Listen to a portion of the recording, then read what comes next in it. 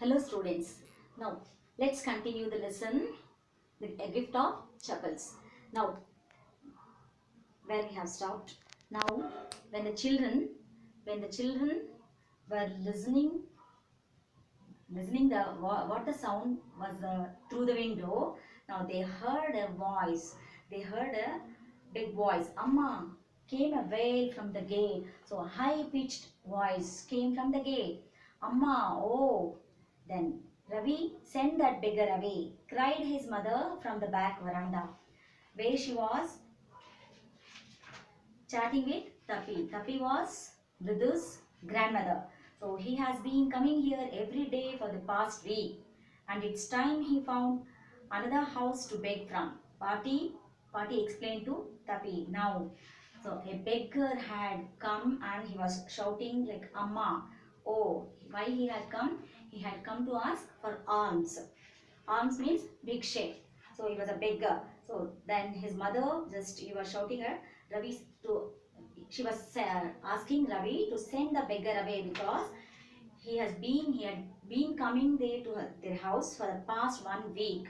And now she says, and it's time he found another house. Now we are giving him alms for a week. Now ask him to find another house to beg from. So Party explained to Tapi. Mridu and Meena followed Ravi out. Then they ran out to look at the beggar. The beggar was already in the garden. He had already entered inside the garden, making himself quite at home. He had spread his upper cloth under the neem tree and was leaning against its trunk, apparently prepared to take a little snooze while he waited for the alms to appear. Now, what did the beggar do? Just before they answered anything, he had already entered into their house and there was a neem tree. And now he had spread his upper cloth under the neem tree and he was leaning against its trunk and he sat under the tree preparing to take a little snooze and then a short sleep. Because why he wanted to sit there?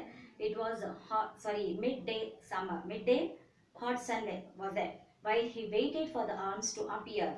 Then go away, said Ravi sternly, as his mother ordered. Just he said, go away. My party says it's time you found another house to beg from. Now as his mother said, he asked the beggar to go and find another house to beg from. Now the beggar opened his eyes very wide and gazed at each of the children one by one. So just he didn't reply anything. He just stared at each one of the children one by one. The ladies of this house, he said at last in a voice choked with feeling. So he just told with an emotion, speechless. He was speechless with a strong feeling or emotion. He said that the ladies of this house, he said at last in a voice choked with feeling, are very kind souls. Are very kind souls. I have kept my body and soul together on their generosity for a whole week. That means I have kept my body and soul together. That means I have managed, I have survived to stay alive for a week because of the ladies of this house. I cannot believe that they would turn me away. Now I'm sure that they'll not send me away without giving alms. He raised his voice, Amma, Amma, oh, sad his wail might be, but it certainly wasn't feeble. Now his voice was not weak. Now he raised his voice. It began in a deep, strong rumble somewhere in his withered belly. Withered belly means as he was old, he was a very thin. He had a thin belly, stomach, and came booming out of his mouth. Now he raised his voice now with its few remaining teeth stained brown with betel chewing, and most of his teeth were brown with betel chewing. So now I will show you some words.